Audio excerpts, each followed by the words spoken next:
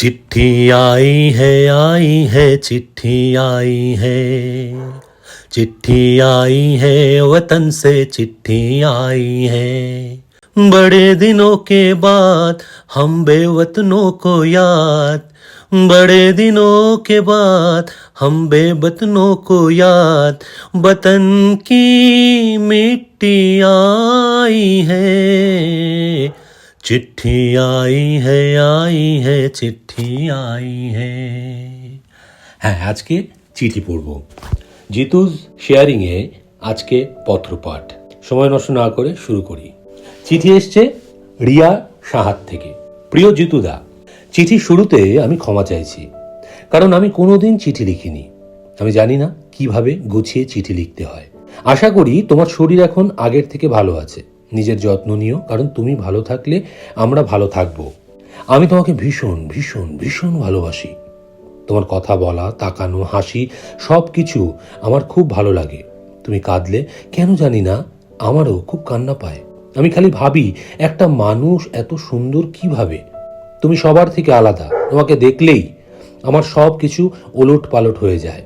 জানো জিতুদা, আমার একটা 4 বছরের ছেলে আছে। ও রোজ স্নান করে উঠে শিবের মাথায় জল দেয়, ফুল দেয়, আরতি করে। ও বলে যে ভোলা বাবা ওর সাথে কথা বলে, ও দেখতে পায়। আর জানো, ওর খুব রাগ।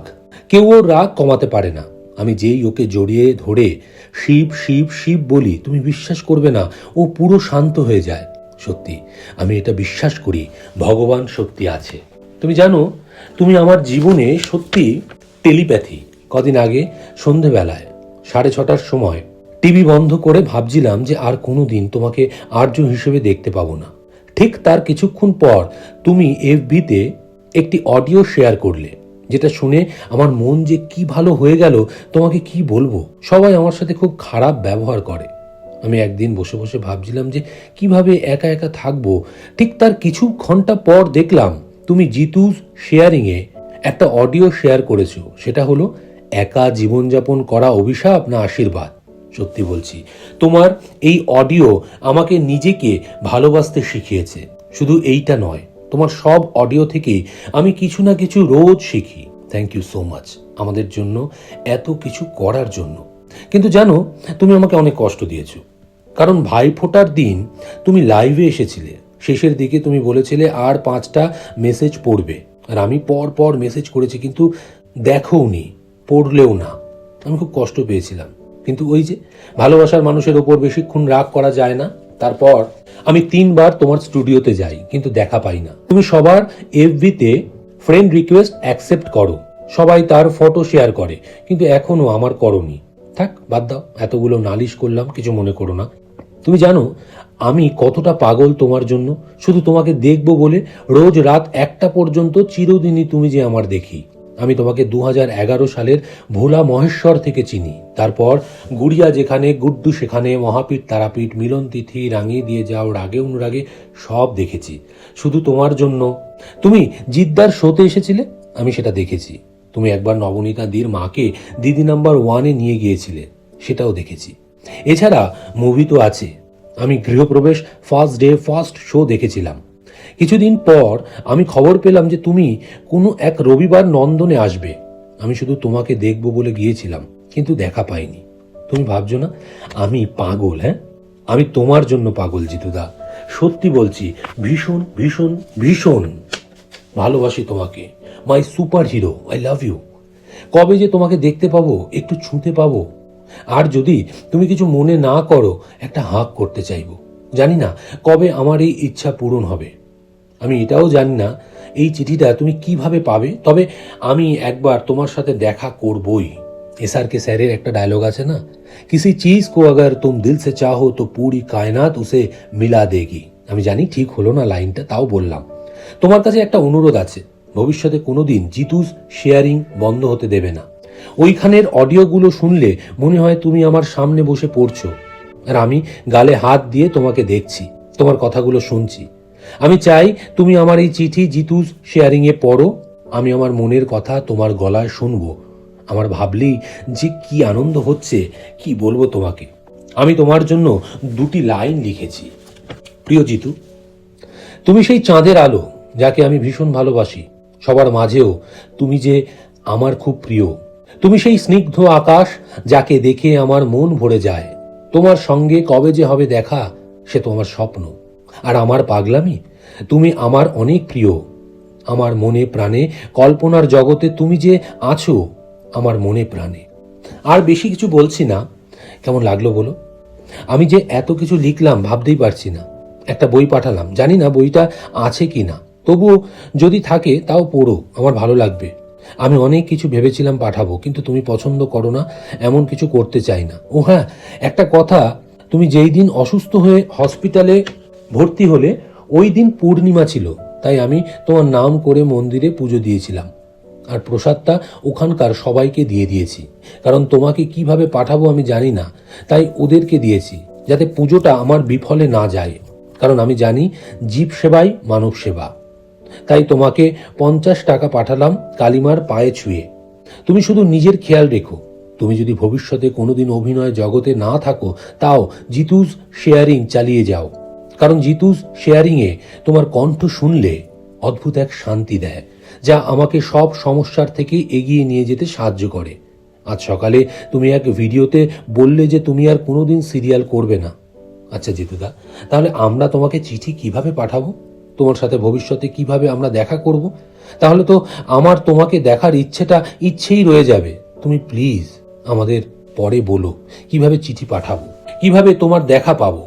আমি চাই তোমার চিরদিনই তুমি যে আমার সিরিয়ালটা অনেক অনেক বছর ধরে চলুক, যাতে আমরা তোমাকে রোজ টিভিতে দেখতে পাবো। তোমাকে দেখতে না পেলে যে আমি পাগল হয়ে যাব। শুধু এইটুকু বলবো, তুমি যা করবে আমরা সবাই তোমার পাশে সব সময় আছি, আর ভবিষ্যতেও থাকবো। সত্যি বলছি, বিশ্বাস করো। লাস্ট একটা কথা, কিঙ্কর ঠিকই বলে, তুমি আমাদের রাজা, আর রাজা কোনোদিন মাথা নিচু করে না, সব সময় সম্মানের সাথে মাথা উঁচু করে থাকে। আর হ্যাঁ, তুমি এই চিঠিটা জিতুস শেয়ারিংয়ে পড়ো, আমি শুনবো। তুমি ভালো থেকো, সুস্থ থেকো, ব্যাস, তাহলেই আমরা সবাই ভালো থাকবো। আমার হাতের লেখা খুব খারাপ, তবুও তুমি কষ্ট করে পড়লে, তাই অনেক অনেক ধন্যবাদ। You are the best, my super hero. I love you so much, my king. ইতি তোমার এক পাগল ভক্ত, রিয়া সাহা। রিয়া সাহা, আমি বলি যে তুমি আমার ভক্ত নও, তুমি আমার ঈশ্বর, আর আমি তোমার একনিষ্ঠ ভক্ত। তুমি চিঠি লিখেছ, তোমার হাতের লেখা অত্যন্ত সুন্দর। বিশ্বাস করো, আমি যদি চিঠি লিখতাম বা আমি যখন লিখি, আমি নিজেই নিজের হাতের লেখা বুঝতে পারি না, এতটাই খারাপ কদর্য। অসংখ্য ধন্যবাদ। তুমি তোমার পরিবারের অংশ ভাবো, তুমি তোমার জীবনের একটা অংশ ভাবো। আমাকে এত বড় জায়গা দিয়েছো তোমার জীবনে। অসংখ্য মানুষ তো রয়েছে পৃথিবীতে, তার মধ্যে আমি তো ভাগ্যবান যে তোমার জীবনের এতটুকু অংশ হতে পেরেছি। তুমি চিঠি লিখো। পরবর্তীকালে আমাদের সিরিয়ালের ঠিকানা যদি বদলেও যায়, যদি আমি অভিনয় জগৎ থেকে সরেও যাই, আমি নিশ্চয়ই জানান দেব যে আমি কোথায় আছি, কি করছি। তোমাদের লেখা পড়লে আমার মধ্যেও শিহরণ জাগে, আমার মধ্যেও একটা অদ্ভুত হরমোন, হ্যাপি হরমোন সিক্রেশন হয়, আমি যেটা বারবার বলি। অসংখ্য ধন্যবাদ তোমার এই সময় দেওয়ার জন্য। Thank you very very much. আচ্ছা, এবার আপনাদের কাছে একটা ঘোষণা জানাই। জিতুস শেয়ারিংয়ে একটা নতুন সেগমেন্ট আনতে চলেছি। আপনাদের কেমন লাগবে আমি জানি না, তবুও আমি তো অন্তত বলি আপনাদের, অন্তত পেশ তো করি আমার ইচ্ছেটুকু। সেটা হচ্ছে, আপনারা আমার মেল আইডিতে আপনাদের ভয়েস দিয়ে কোয়েশ্চেন পাঠান, প্রশ্ন করুন। সেই ভয়েস কিন্তু আমি জিতুস শেয়ারিং ভিডিও অডিওতে অ্যাটাচ করব এবং তার উত্তর আমি নিজেই দেব। ব্যাপারটা শুনতে কিরকম রোমাঞ্চকর লাগছে না? জিনিসটা আমি ভেবেছি গত পরশুদিন রাত্রিবেলা শুয়ে শুয়ে, যে আপনাদের সঙ্গে চিঠিতে কথা হচ্ছে, চিঠিতে কথা হোক, আপনারা চিঠি পাঠিয়ে আপনাদের মেল আইডি থেকে আপনাদের ভয়েস নোটে কোয়েশ্চেন করবেন, 1 লাইনের অথবা 2 লাইনের কোয়েশ্চেন করবেন, যেটা আমি জিতুস শেয়ারিংয়ে অডিও ভিডিওতে অ্যাটাচ করে তারপরে উত্তরটা আমি নিজে দেব। কি ব্যাপারটা রোমাঞ্চকর তো? আজ 2টো চিঠি, ইয়েস 2টো চিঠি, তাড়াতাড়ি পড়ে ফেলি সময় নষ্ট না করে। পাঠিয়েছে আমার প্রিয় দিদি গার্গিদি। মাই ডিয়ারেস্ট নিয়ারেস্ট ভাই, 1/12/2025 মুম্বাই থেকে। আবার আজ একতারা কাগজ নিয়ে আমি হাজির, তোমাকে মনের কথা কিছু জানাতে। এতদিনে এইটুকু জেনে গেছি যে তুমি ফেসবুক মেসেঞ্জারে রিপ্লাই না দিলেও চিঠিগুলো খুব ভালো করে মন দিয়ে পড়ে থাকো। এফবি মেসেঞ্জারের কথা যখন উঠল, একটা কনফেশন আছে, সেটা আগে সেরে ফেলি। তোমার যখন খুব টালমাটাল অবস্থা চলছিল, তখন একদিন আমি আর আমার বান্ধবী তৃষা মিলে তোমাকে এক মেসেজ করি, তোমার সাথে কথা বলতে চেয়ে। সেইটা ওভারস্টেপিং হয়েছে, বুঝেছি। তুমি তৃষাকে রিপ্লাই করে জিজ্ঞেস করেছিলে আমরা দুই বোন কিনা। বোন নয়, তবে এখন এমন আমাদের বন্ধুত্ব হয়েছে, হয়তো মায়ের পেটের বোন হলেও এতটা হতো না। আর এর সব কিছুর কেন্দ্রবিন্দু তুমি। তৃষা, পায়েল, শীর্ষা এবং আমরা চার মূর্তি এখন অভিন্ন হৃদয় বন্ধু। বিগত নভেম্বর 17 টু নভেম্বর 21 আমি কলকাতায় ছিলাম। ইনসিডেন্টালি সেই সময়টা খুব খারাপ চলছিল। বাবার কাজে গিয়েও বারবার তোমার বিষয়ে চিন্তা করেছি, and out of that concern তোমার সাথে কথা বলতে চেয়েছি। অন ফ্রেন্ড সাইড বুঝি সেই আবদারটা ঠিক হয়নি। আসলে কি বলতো, তুমি যেমন ভাবে ওতপ্রোতভাবে আমাদের জীবনের সঙ্গে জড়িয়ে গেছো, আমরা অন্তত পক্ষে, আমি তোমাকে আমার ভাই ছাড়া কিছু ভাবতে পারি না। তুমি যে আসলে বোনাফাইড সেলিব্রিটি সেইটা ভুলেই যাই। খালি মনে হয় আমার ছোট ভাইটাকে আগলে আগলে রাখি। সেই অধিকার বোধ থেকে এখন আরেকটা কথা বলতে চাই, হয়তো আবার অনধিকার প্রবেশ মনে হতে পারে, তাই আগে থেকে ক্ষমা চেয়ে রাখছি।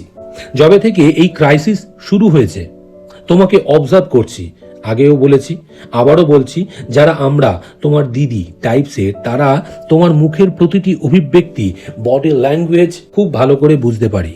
তুমি খুব চেষ্টা করছো দেখাতে যে তুমি একেবারে ঠিক আছো, নর্মালি পোস্ট করছো, তবে এটা পরিষ্কার যে তুমি খুব আঘাত পেয়েছো।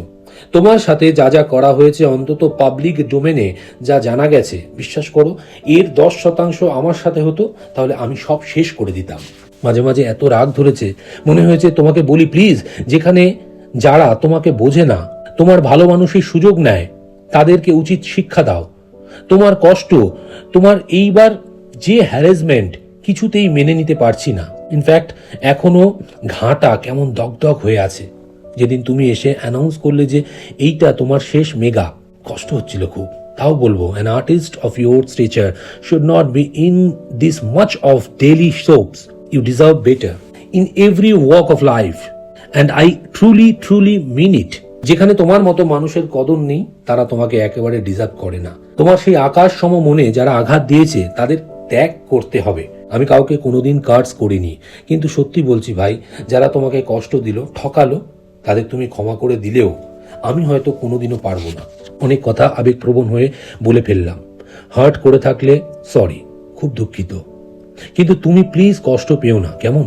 তোমাকে কষ্টে দেখলে আমি বড্ড কষ্ট পাই। তোমার বন্ধু নিশ্চয়ই তোমাকে সামলে রাখবেন, নতুন পথ চলা মসৃণ করে দেবেন।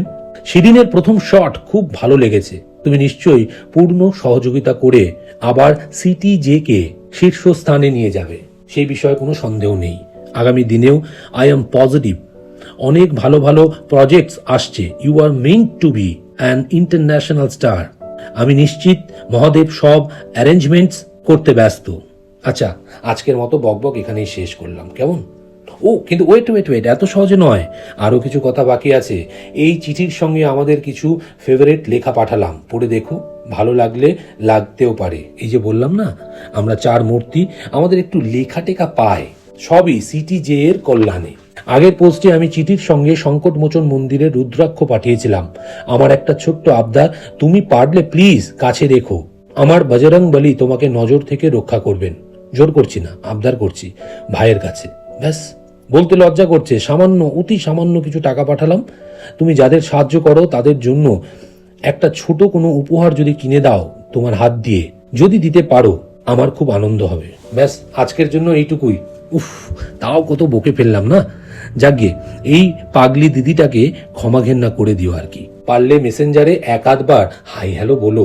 এই রে, আবার ভুল ভাল চাহিদা বড্ড বেড়েছি না?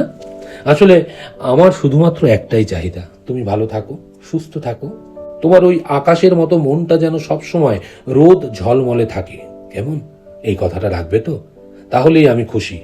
আজ আসি, এমন অনেক অনেক ভালোবাসা নিও। ইতি তোমার গার্গিদি। গার্গিদি, থ্যাংক ইউ ভেরি মাচ। তোমাদের লেখা, তোমাদের ছবি, তোমাদের বন্ধুদের ছবি একসঙ্গে সমস্তটাই আমার হাতে রয়েছে এবং পড়ে পড়ে দেখছিলাম। এটা হয়তো এই জিতুস শেয়ারিংয়ে চিঠির মাধ্যমে পড়ে বোঝাতে পারবো না কাউকে, এগুলো তোমাদের অভিব্যক্তি, কিন্তু আমার মনকে প্রচণ্ড নাড়া দিয়েছে। থ্যাংক ইউ ভেরি মাচ দিদি, থ্যাংক ইউ। তোমরা খুব ভালো থাকো, সুস্থ থাকো, আর তোমাদের বন্ধুত্ব অটুট থাকুক। জিতু থাকুক বা না থাকুক, বন্ধুত্ব যেন অটুট থাকে। আমি কারোর বন্ধুত্বের কেন্দ্রবিন্দু হতে পেরেছি, এটা ভেবেই আমার আজকে রাতের ঘুম দুর্দান্ত হবে। প্রত্যেক শ্রোতা বন্ধুকে অসংখ্য অসংখ্য ধন্যবাদ। আর যেটা বললাম, আপনারা আপনাদের ভয়েস নোটের মাধ্যমে প্রশ্ন করুন। খুব বড় করে প্রশ্ন করলে আমি জিতু শেয়ারিংয়ে দিতে পারবো না, আমার টিমও দিতে পারবে না। ছোট ছোট প্রশ্ন করুন, মজার হতে পারে, সিরিয়াস হতে পারে, জানার হতে পারে। আমি যদি জেনে থাকি, তার উত্তর এই ভিডিওর মাধ্যমে, এই অডিওর মাধ্যমেই আপনাদের ভয়েস রেকর্ডিংটিকে অ্যাটাচ করে জিতু শেয়ারিংয়ে ছাড়া হবে। ভালো থাকবেন, সুস্থ থাকবেন, আর একত্রিত থাকবেন। কারোর ক্ষতি চাইবেন না। Thank you very much. Thank you, thank you, thank you.